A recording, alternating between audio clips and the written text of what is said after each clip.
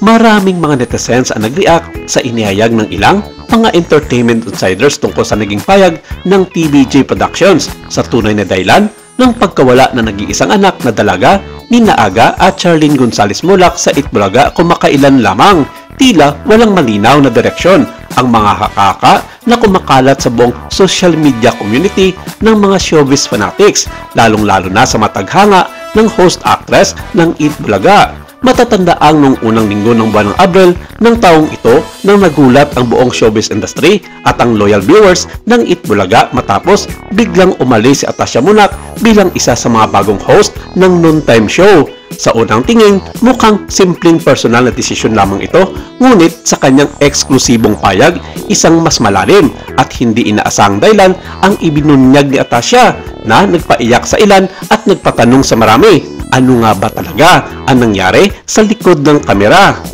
Akala ko ready na ako, pero hindi pala ang naging pahayag ng dalaga.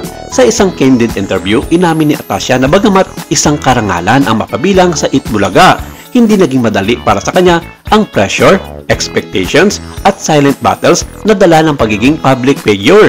Ayon sa kanya, hindi lang ito tungkol sa trabaho kundi sa mental health, inner peace, at personal happiness.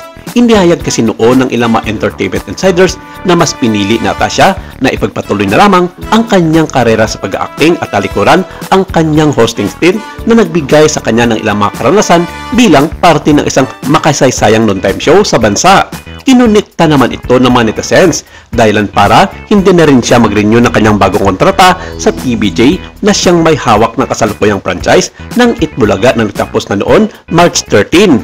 May ilan din nagsasabi na may permiso naman di mano ang kanyang pansamantalang paglisan sa nasabing noontime show para bigyan ng oras ang kanyang kauna-unang big project sa kanyang acting stint ang 2017 Philippine adaptation ng Thai blockbuster movie na The Bad Genius the Series. Sa kanilang media conference na ginanap sa Viva Cafe, kinumpirma noon ng direktor nito na si Derek Cabredo na nagpo-focus si Atasha sa kanyang mga ginagawang shootings at tapings ng nasabing serye. Kaya mukhang matatagalan ito makakabalik sa kanyang trabaho sa Itbulaga.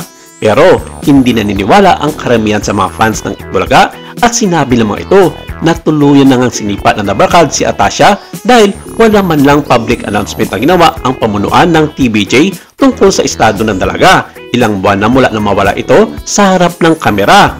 Well, tama nga naman ang duda ng ilang mga entertainment insiders sa ilang mga lumalabas na ulat tungkol sa pagprangka na di mano ng TVJ sa pangunguna ni Bossing Vic Soto kay Atasha Mulak sa naging desisyon nito na lisanin ang Itbulaga upang mag-focus sa kanyang bagong yugto sa buhay, ang acting career.